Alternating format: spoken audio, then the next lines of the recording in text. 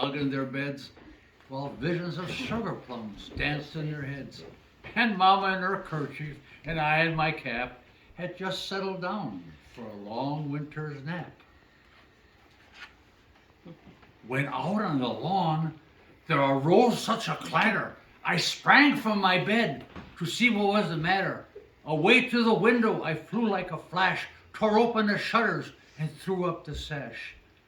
The moon on the breast of the new-fallen snow gave the luster of midday to objects below. What to my wandering eyes should appear but a miniature slave, and a tiny reindeer with a little old driver so lively and quick, I knew in a moment it must be Saint Nick. More rapid than eagles, his coursers they came, and he whispered and shouted and called them by name.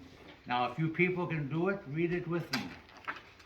On Dasher, on Dancer, on Prancer and Vixen, on Comet and Cupid, on Donner and Blitzen. Now, to the top of the porch, to the top of the wall. Now, dash away, dash away, dash away all.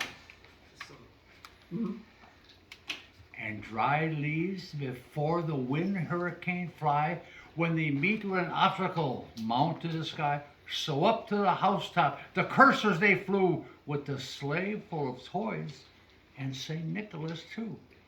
And then in a twinkling, I heard from the roof the prancing and pawing of each little hoof. And as I drew in my hand and was turning around, down the chimney, St. Nicholas came with a bound.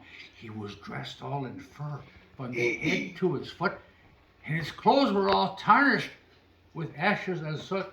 A bundle of toys he had flung on his back, so he looked like a peddler just opening his sack.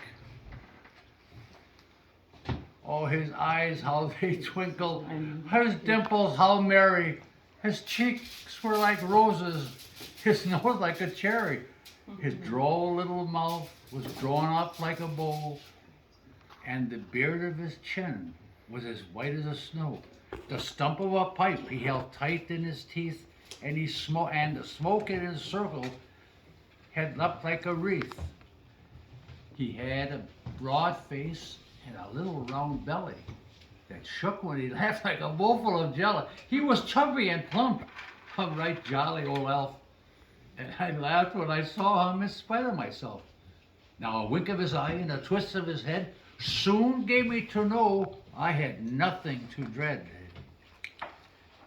He spoke not a word, but went straight to his work, and filled all the stockings, and turned with a jerk, and laying his finger aside of his nose, and giving a nod, up the chimney he rose. He sprang to his sleigh, to his team gave a whistle, and away they all flew like a dawn in a twistle. But I heard him explain, ere he drove out of sight, Merry Christmas to all, and to all a good night. And to you, Rudolph, I thank you for leading my sleigh, because without you I would be unable to play.